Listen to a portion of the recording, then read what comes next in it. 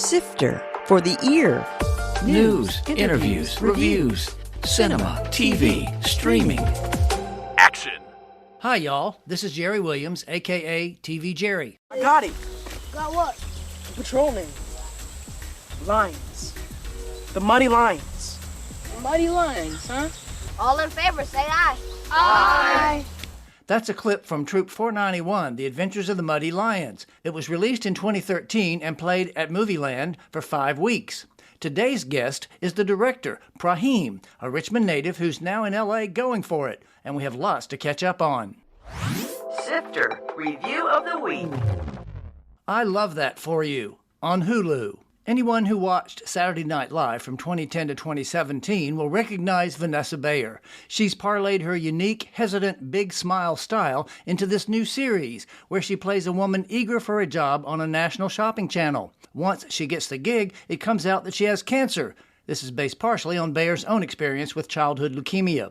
The twist is she doesn't really have cancer, which results in her obvious dilemma between truth and success. Bayer's character takes full advantage of her comic awkwardness to the point of sometimes inducing cringes.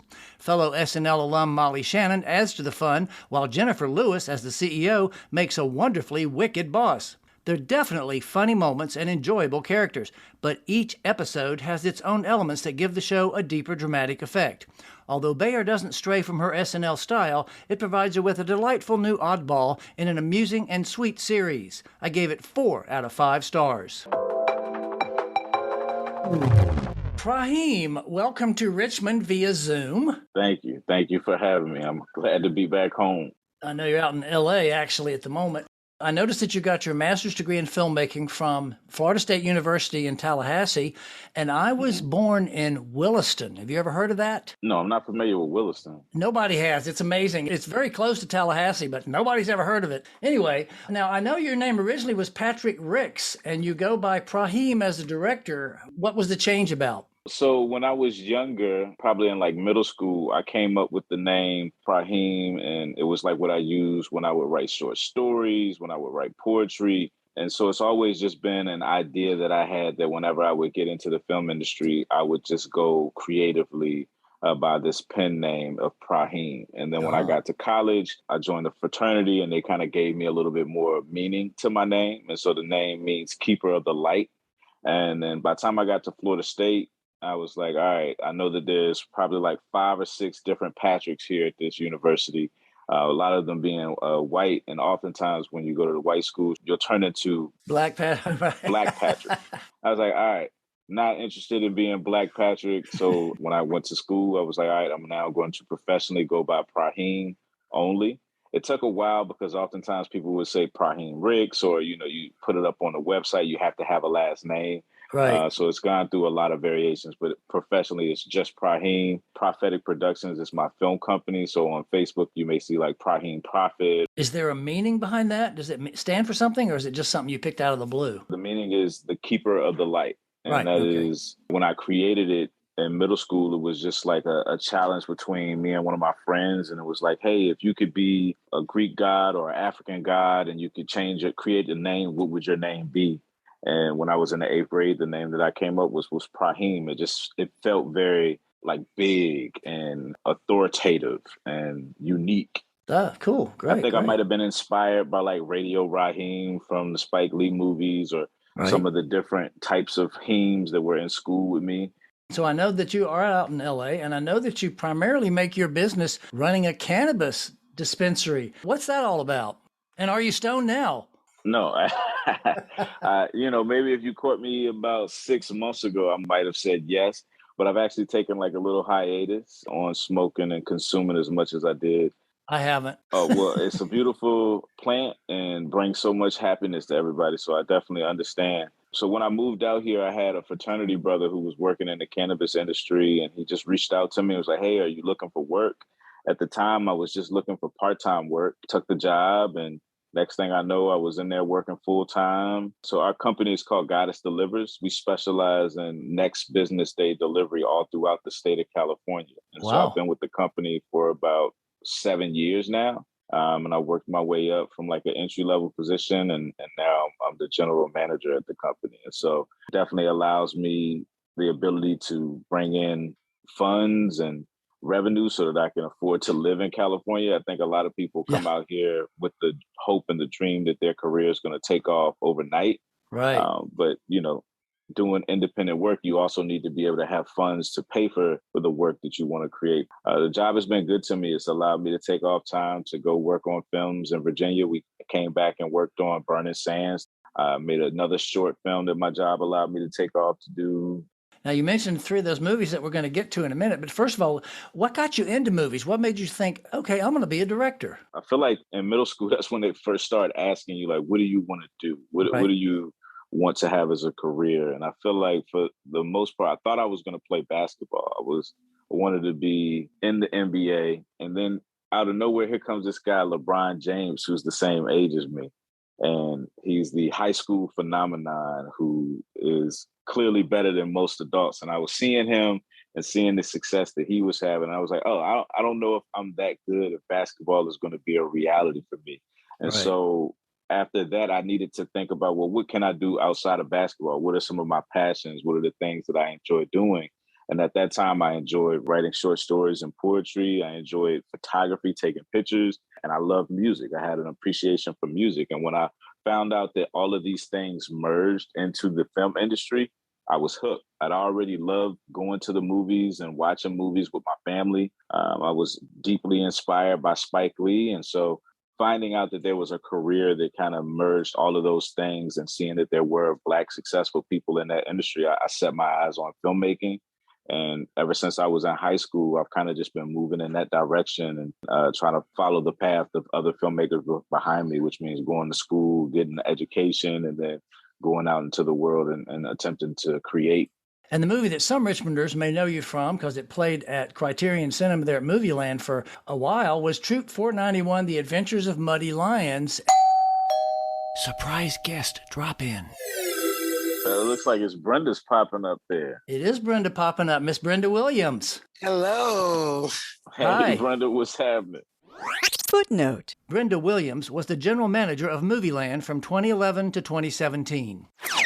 How was that experience, Brenda, when his movie played there? This is my favorite experience, and I don't even think I ever even talked to Praheme about this, but, I dealt with a lot of filmmakers when I was at the theater, independent filmmakers that had their movies play there.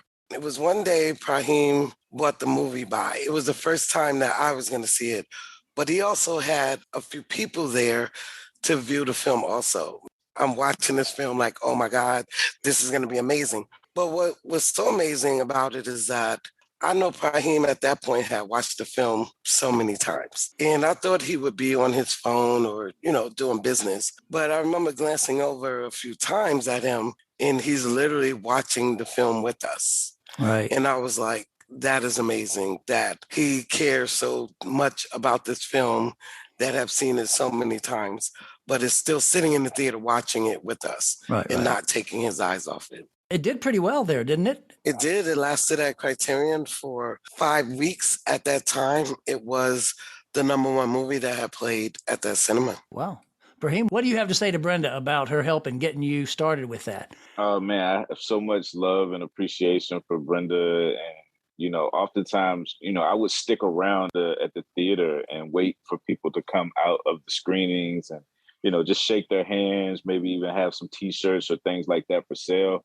And I remember oftentimes just having a lot of personal conversations with Brenda, getting to know her, talking about her love for movies, my love for movies. And just so you know, movies typically don't last in theaters for 5 weeks. Right. But I mean, even just like you said, Brenda, even just the last a week, have a solid run in a week is a victory for independent filmmakers, because so often we don't get to see our movies on the big screen. Right. And so that was a blessing to have Muddy Lions showcase on the big screen and, just be able to have a location that supported indie filmmaking like that was truly a blessing. That's great. Well, Brenda, I know that you have food poisoning. Oh, no. But you muscled through because you wanted to surprise Praheme with this. So I'm going to let you go so you can go back and lie down or whatever you're going to do. But thank you so much for joining us today. I appreciate it. I miss seeing you here in Richmond when I go to Movieland. And I'm sure you'll enjoy the next time you see Praheme out there. Absolutely. Thank you for inviting me. All right. We'll talk soon. Hopefully you feel better. Thank you. Thank you. Bye-bye, Brenda. She was supposed to be in Richmond now, actually, and she was going to do it from for here. the festival. Yeah, she was coming for Riff, and she was supposed to come in Tuesday night, and she sent me a note and said, I'm not going to be able to make it. And then she sent me a note. Actually, Ethan, the new manager, sent me a note and said, she's got food poisoning. She's not going to make it. And when I said, look, if you can't do today, that's fine. She said, no, I want to do it for Praheme, so I'll be there. So she's great. That. I love Brenda. So, of course, we met when the movie premiered there. The full title, by the way, is Troop 491, The Adventures of Muddy Lions. And I did a Sifter feature on it, which is on my website, and I'll include a link with this podcast. Tell us the inspiration behind Troop 491, The Adventures of Muddy Lions. Where did that come from? When I got out of graduate school from Florida State, I moved back home to Richmond and was living with my father. And I was desperately looking for something that I could make and create rather quickly, because at film school, they always say that, it takes about 10 years for a filmmaker to graduate and get to making their first film. I didn't want to wait that long. Right. And so one of my friends approached me with the idea of like, hey, why don't you tell a story similar to how we grew up, about a group of kids who went to school together, they went to church together, and they were all in the Scouts. And that really just sparked something with my creativity. And so we took that idea, took about a year of crafting the story and trying to figure out like how it can be creative, but also serve a purpose for the next generation. And so as the writing process went along, it became an opportunity to kind of share the values and the principles that I've gained from scouting, from my families, and kind of pass those on to the next generation of youth. And I know that actually it went on to some success after Criterion, didn't it? Yeah, we had a lot of great success. So after the 5-week run, it went out on television. We had it premiere on Up TV.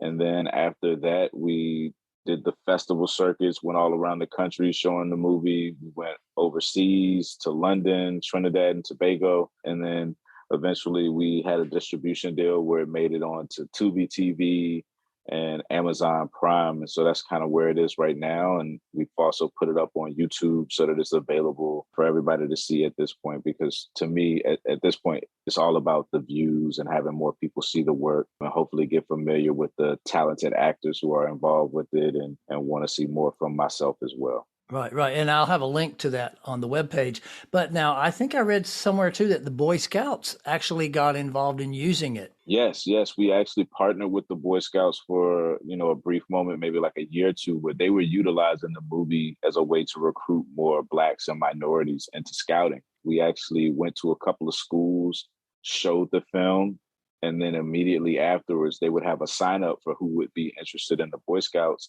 The amount of students who wanted to sign up for the Boy Scouts after seeing the film was overwhelming. Because those kids were able to see themselves in the movies and be able to say like, oh, this is something that could benefit. And, for a lot of people, scouting can just be like a fun activity. But a lot of kids who are in the inner cities, scouting can actually save your life, keeps you out of trouble and keeps you occupied with promising things that are going to be beneficial for you in the long run. So that was also like pretty mind blowing to see it go from that idea and then to see the Boy Scouts using it to help young minorities. That to me was priceless. Amazing. Yeah, to see that kind of result. Now let's back up. I know that you were raised here in Richmond and you went to community high school. What are some of your fond memories of Richmond as a child or as a young person? Richmond, still so much love and appreciation for that city. I'm a proud product of the Richmond Public School system, community high school, Benford. A lot of my fondest memories probably come from like Benford. A lot of my close friends are still out of that middle school group. And how did you get from graduate school to Los Angeles? Well, I feel like the Muddy Lions was a big part of that push because I was trying to figure out distribution and trying to figure out how to make a bigger splash in the film industry. And Richmond had been so good to me, but I knew I wanted to reach more people. So I went out to Los Angeles to try to get distribution, try to meet more people in the film industry. 2015, I packed up my car. Had a film festival that we were taking the Muddy Lions to for Sidewalk Film Festival in Birmingham. Drove down there to Birmingham, and then after the film festival, drove across country to Los Angeles. Wow. And you just got out there and went for it. I had some friends and family who were able to support me so that when I did move out here, I had a place to stay for at least the first 3 to 4 months. Actually, one of my close friends, her name is Melissa, goes by Mel Jones. She's a successful producer and is from Richmond, Virginia as well. She went to Hermitage High and also went to Howard University with me, but she's done a lot of amazing production. But she was the lead producer on Burning Sands, and part of the reason why that came to Richmond as well. Tell us a little bit about Burning Sands, because I know you were the locations manager on that, and it's now on Netflix. Yes, so that is a Netflix film, and that film was about hazing in a Black fraternity, and just kind of the trials and tribulations that go along with trying to join a fraternity, and what happens when there's no oversight and things are done incorrectly, and someone's life is put in jeopardy. And so we actually shot that at Virginia State University mostly. When was that? What year was that? For like maybe 2006, 2007. Oh, wow. A while back. Okay. Yeah. Okay. And then I know there's another thing on your resume, Black and Sexy TV's Hello Cupid 3.0. And I watched a little bit of that. And it's a dating show, but is it scripted or is it a reality or is it a little bit of both? What's the deal with Hello Cupid? So that's actually a scripted television show. So Black and Sexy TV is a dope company out here in Los Angeles. They create their own television content. They actually saw my work with Stuck. A lot of those actors had worked with them in the past. And, you know, I reached out to them trying to see if I could get distribution or have Stuck be played on their channel. They really enjoyed the movie. And when they told me about this television series that they were working on, they wanted to see if I could come on board to co-direct it. But yes, it is a scripted show that follows this couple who is trying to basically cheat a dating service by going on there acting as if they're complete strangers and trying to win money to go for a big honeymoon. And in their process of going on the show, they end up finding that they may have more chemistry with some of the other people, the other contestants that they're dating. Yeah, and you mentioned Stuck. I'm stuck. Okay, look, if you're looking for round 3, you're going to need to give me a second, all right? I got to rebound, you know what I mean? No. Seriously, I'm stuck. Okay. Oh, stop with the jerking. Stop. Okay. All right, sensitive. It was made here in 2017. Tell us a little bit about that, because that's got a pretty interesting background and kind of an interesting subject, actually. Stuck was so much fun, and it was such a pleasure to come back to Richmond and film that, utilize a lot of friends and family for support. But Stuck, the film, is about two strangers who hook up for a one-night stand, and they become physically wedged in the act of having sex. And their only path to separate is to get to know one another. Right. And so the film actually stars the talented Javicia Leslie and Hottie Williams. Javicia Leslie is currently the Batwoman on CW. And so just to see the talented actors continue to build and grow their careers has been amazing. Wanted to make something that would make people laugh. It's really just a fun film, and it was another opportunity just to be creative. Now let's move to where you're headed next, Walking Under the Influence. What's that about and where is it at this point? So Walking Under the Influence is a R-rated comedy. Think Superbad meets Hangover meets Friday. It's about a mildly depressed college graduate who moves back home with his parents in a small town. And his best friends are trying to come back home to take him out and celebrate and get him out of his funk when there's announced that there's a citywide DUI checkpoint that's going to get in the way of them having their fun. So they decide that they're going to walk to this club where they're trying to get to for the night, and all these different obstacles are in their way. Is this based on your past too, or is this totally fiction? Totally fiction, but I think we've all at some point in our lives have had to figure out, like, how can we get to where we're trying to go in life, and what influences, whether, you know, we're influenced by our jobs or we're influenced by our families and our peers, or whether we're dealing with drugs or substance abuse and things like that. So it's really talking about like that feeling of graduating and having the whole world in front of you and trying to figure out what's next. So it is loosely based on some personal things, but really, again, just another opportunity to make up things and be creative and tell a story that's going to make people laugh. What's the progress on it right now? We're still fundraising. We have a GoFundMe link. I'll have that link on the website too, by the way. Okay, perfect. And so we're still raising money. We're at about $83,000, and we're pushing to try to make a dent and make about $100,000. We're still looking for investors and still putting our team together. Right now, we're having a debate with the creative team as far as, do we want to film it in Tallahassee? My film school has an alumni program where we can take advantage of using their equipment and resources, or also looking at possibly coming back to Richmond to film it in Richmond and be able to bring some more cinematic art to the city of Richmond and utilize all of the great talent that is in Richmond. So right now we're still debating on where exactly we're going to film it, but it's looking like it's going to be summer of 2023 now. Well, we'll have to get Andy Edmonds to talk to you about some of those Virginia film incentives too. I think a lot of the incentives, you have to have a budget of over $250,000. Oh, you're right. Now, as somebody who grew up in Richmond, and then you were out in LA for all of COVID, right? Mm-hmm.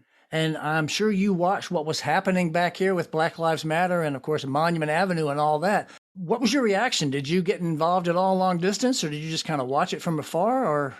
I was definitely involved long distance. I have one of my friends, Clifford Chambliss, who's actually the young man I mentioned who suggested the idea that we create this story about the Boy Scouts. He was actually featured in a newspaper. He was holding this billboard that said rumors of war. And, I tried to replicate his billboard and then do some more protest out here in Los Angeles. But I loved what I was seeing when it came to the monuments, because even when we were in the Boy Scouts growing up, that movie was based off of a real troop and a real church from Providence Park Baptist Church. Was there a number actually 941? Or it's the real, Troop 491, based out of Providence Park Baptist Church. And so when we were in the Boy Scouts, it was called the Robert E. Lee Council. Wow. And we hated it. Never enjoyed having that Robert E. Lee patch. I think now it's like the Greater Council of Virginia or something now. But to see them take down the Robert E. Lee statue, that was something that me and my family always wanted, because driving down that Monument Street, it was kind of oppressive to have these giant Confederate statues looming down at you everywhere you go. My father would always say, that they were put there to kind of keep Black people in check and to make sure that Black people knew their place in the city of Richmond. So I thought it was great that they rallied together to get those statues kind of moved. And again, these statues belong in a museum. That's where they belong. It shouldn't have to be in a place where they are offending people. When you think of Richmond, you think of the capital of the Confederacy. Right. You think of some of its dark past, of Richmond being the capital of the domestic slave trade. Right. But growing up in here, for me, it was empowering to know what the history of the city was, what the history of Virginia was. Right. And it is remarkable that it is changing. And I think that it's a testament of the community leaders and the people on the ground actually pushing the community to make a change. Because again, it's a city that is very diverse. It's constantly changing. There's so many newcomers. We don't want to be stuck in the past and stuck in the negative part of the past. The past is what it is. It should be studied, it should be learned from, but it shouldn't be looming over people, making them feel like there's no progress coming. So now the question I want to ask you, what are you watching right now? Ooh, so many good things on the television. It's nonstop, isn't it? It's scary because as a creator, it's like a beautiful thing because there's so many different opportunities and places for you to get your work out, but it is so much content. Yeah. One of the best movies I've seen in quite some time was Everything Everywhere All at Once. You like that one, huh? Loved it. A lot of people love that one. It didn't quite work for me, but it's very popular. Yeah, I really enjoyed that. Recently on Amazon Prime, I watched this film called Emergency. It had some similar themes to what we're working on with Walking Under Influence. So that was part of the reason why I went to watch it, but pleasantly surprised, definitely very different. I actually reviewed that, and it's interesting that you mentioned that because they promoted that if you look at the trailer, they promoted it as a comedy, these three guys, it's not at all. It becomes a very heavy drama about racism, which is fine, but it's kind of like a little bait and switch there. And that's the weird thing. So it's definitely genre bending. It still has comedic tones, right? But it definitely turns into like a suspense, almost like a thriller, where it's like at a certain point you're on the edge of your seat, like, all right, what's gonna happen? You would think you could just pick up the phone, call the police, get this resolved, but unfortunately, we know in this country, with the way that the world reacts to possible sexual abuse, men, women, our interactions, and then you sprinkle a little race on there, right? That there is that fear of, I don't want to be accused that we did something worse. That was really refreshing. I want to go see Jurassic Park. I'm still a sucker for popcorn movies that you can just go in and... Don't go this weekend because you won't be able to get a decent seat. Wait a week or two is what I'm going to do. Yeah, I definitely want to wait and make sure because this COVID is still real, and I'm trying to make sure that I'm not like surrounded by 100 Right. people. I've been watching Yellow Jackets on Showtime. That's a pretty wild show, isn't it? Yeah, it's pretty good. It's different. I like when it starts out as like this. From what I thought it was going to be like just a survival thriller, and now it seems to have like some more mysticism and something else is going on. Yeah, we'll have to wait till season 2 to find out. Oh man, is it going to do it like that? Yeah. Oh yeah. Season 1's done. Yeah, I haven't finished the season yet. Well, you'll be left with a cliffhanger. So it's another show on Showtime. I don't want to get the name wrong, but I think it's The Man Who Fell from The Man Who Fell to Earth. So I've been enjoying that as well. Did you ever see the original one with David Bowie? No. This is kind of a sequel in a way. It's a series, of course, but it's a sequel because actually, you remember Bill Nighy, who's in that one, the old white guy? He is supposed to be the David Bowie character from the first movie that was made in the 70s. Okay, so he's the first alien that arrived. Right, and then the new guy has been sent because that guy never finished anything. Yeah, so I watch a little bit of everything. I'm like everybody else. I'm just kind of consuming. At a certain point, I'm going to have to turn off the TV so I can get back into the creating mode just because you find yourself spending so much time watching other people's work. You forget to put in the time and the energy to create your own art out here as well. That's a perfect excuse to let you get back to work. Awesome. I want to thank you so much. It's been great to see you again after these few years, and keep me posted on what's going to happen with Walking Under the Influence, and we will have links to all those things on the webpage. Awesome. Thank you so much, Jerry. I really appreciate you. That was Praheme, Richmond native and director who's now in L.A. There are links to Muddy Lions, his short, and more on the podcast webpage at tvjerry.com. Coming soon. In theaters. Lightyear, Pixar's origin story of Buzz Lightyear, the star of Toy Story. Brian and Charles. After a harsh winter, a man decides to build his own funky but lovable robot in this English comedy. Cha-Cha Real Smooth. A young man working at a bar mitzvah becomes friends with the mother, Dakota Johnson, and her autistic daughter. Also on Apple TV+. TV and streaming. Iron Chef, Quest for an Iron Legend on Netflix. God's Favorite Idiot, also on Netflix. Melissa McCarthy stars as a tech support worker who becomes God's messenger. Love Victor on Hulu, the 3rd season about a gay high school student. Father of the Bride on HBO. Andy Garcia and his Cuban-American family meet the Mexican family of their groom. The Old Man on Paramount Plus and FX. Jeff Bridges stars as a former CIA officer who's on the run. Rutherford Falls returns on Peacock for a 2nd season. The Summer I Turned Pretty on Amazon, the latest Jenny Han adaptation about a love triangle between a girl and 2 brothers. Spiderhead on Netflix. Chris Hemsworth stars in a sci-fi drama about a medical experiment where the patient's emotions are controlled by drugs. Good Luck to You, Leo Gran on Hulu. Emma Thompson stars as a widow who hires a sex worker to give her the orgasms she never had. Jerry and Marge Go Large on Paramount Plus. Bryan Cranston and Annette Bening star as a couple who win the lottery and use it to revive their small town, based on a true story. On the 19th, Animal Kingdom, the juicy drama about a California crime family, returns to TNT. Next week is the director of an upcoming CNN documentary on another Richmond native. This is Jerry Williams. Thanks for listening. For more Sister, including literally thousands of reviews, visit tvjerry.com. That's a wrap.